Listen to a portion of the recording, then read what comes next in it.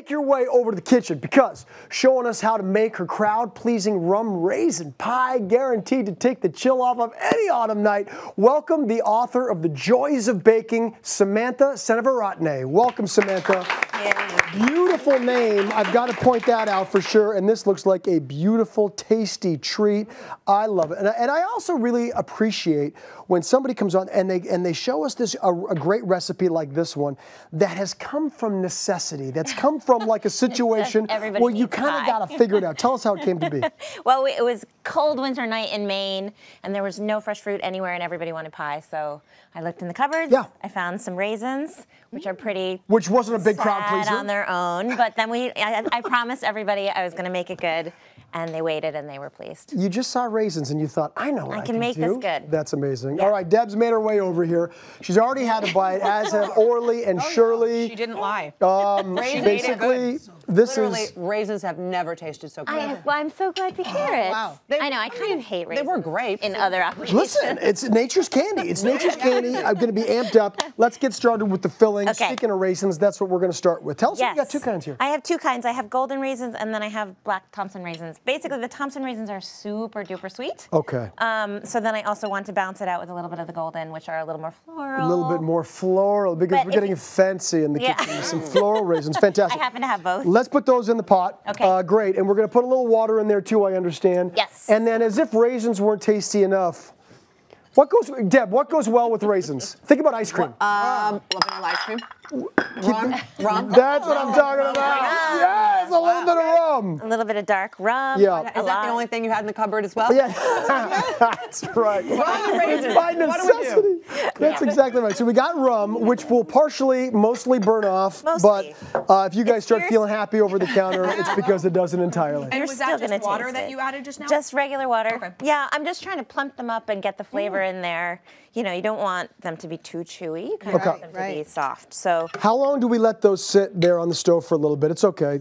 It'll warm up eventually. I know we kind of cheated a little bit. We did. So let's jump over because now we're going to assume that they've been sitting here for a while. About how long till we get to this point? You know, 6 minutes, 8 minutes. Oh, just bring it up to a boil and let them sort of soak it up a little bit. Okay. Get the liquid to reduce a bit. And now to get the flavors to really bring them out, what are we adding to this? Okay, so this is super important, kosher salt. Just like you would season any savory dish, you want to make sure you season your sweet dishes. And very interesting. I wouldn't have thought of that. You got to use the salt to bring out all the flavor. I'm also adding a lot of freshly grated lemon zest. Lemon zest in the rum raisin. Yeah, there's a bit of a...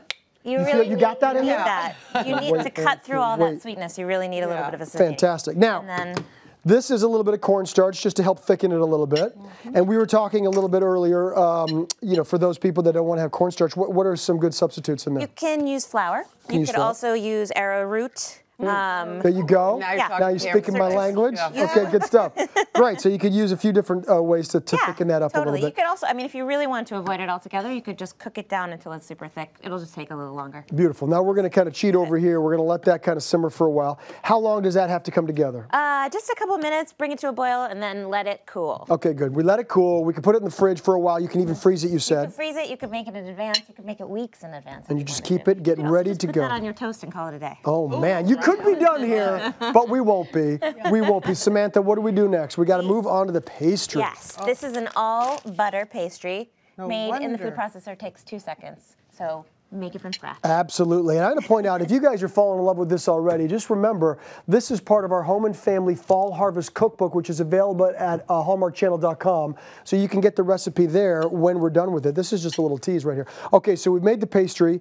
When I say we, I mean mostly you. And I asked about buying your own pastry. You say you can. Certainly, of course. If you want to buy your pastry, do it. I'm not going to tell you not to. I can tell the way you're looking at me, Samantha, that you're not impressed with that question. I mean, it's just so easy to make. I promise it's easy to make. All right, great. I mean, make it in the food processor. It takes no time. Okay, If you want to make it by hand, that's also good. But now we smush it on there. I mean, isn't it just mesmerizing? It really is. Now, what kind of a gap do we have to leave? We're leaving about an inch of a border. We just want to be able to seal it nicely. Okay. So I'm just spreading it out evenly. Anything else go inside here? Is this butter for that? We're going to add some butter. As if there wasn't enough butter on top? Pastry. Yeah, just sprinkle it around? And that's just going to melt in and sort of make our filling unctuous and Samantha, delicious. is this sort of, I feel like it's reminiscent of a British dessert that I cannot remember right now. Mincemeat. Mincemeat tart! I'm like something, I love this. I love mincemeat. Oh my I don't know goodness. how popular it is in the U.S., but I'm a fan. You loved mincemeat. Yeah. My mom loves mincemeat. What else is in mincemeat? Mincemeat is jealous of this. Is that right? Yeah, It's American mincemeat, maybe. Okay, now we got to put the top on. Is there a secret to getting that on without breaking? Because it looks like it's going to be tricky. Work fast. No, I'm just kidding. I just fold it in half. You made that look so easy. That's the thing about You're so pastry. good. Oh, you know what I forgot? I forgot to egg wash it.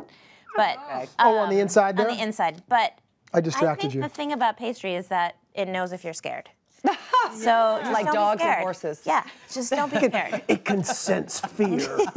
It's true. You know what else? Caramel can also sense fear. Can it? Yeah, when you make caramel, just don't be afraid. While you guys are finishing that, I'd love to show everyone at home some of the beautiful recipes you have in your new book, The Joy of Baking. Thank you. Beautiful. Can we take a look Let's at do some of that. these? Let's do that. I'll fork the edges while you take what us is through. that? While you take us through this. Those are sweet potato cinnamon buns.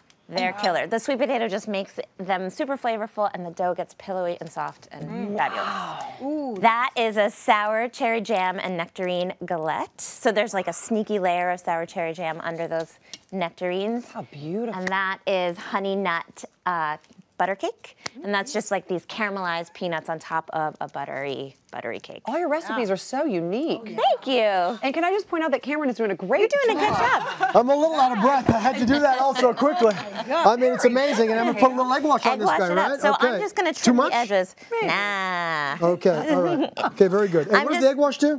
Makes it brown and shiny, and it makes it pretty. Okay, now what we're going to do, we're not going to put this right into the oven. We're going to put it in the freezer first. I'm going to take care of that. Okay. While you tell everybody how long that once you have put it in the freezer for how long?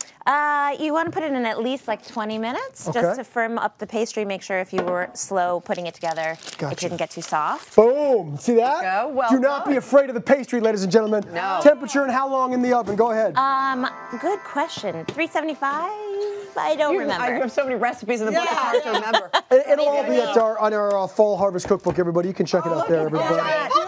It's a big Pop-Tart, so you could glaze it like a Pop-Tart if you wanted to at this point, but I think it's kind of sweet enough, so I just serve it with ice cream. We should probably take it off this pan. I've made that mistake before I got in trouble. Cameron, cut yourself a little piece, or just eat the whole thing. It's fine. Just take it like that. There we go. That is one serving. Here we go.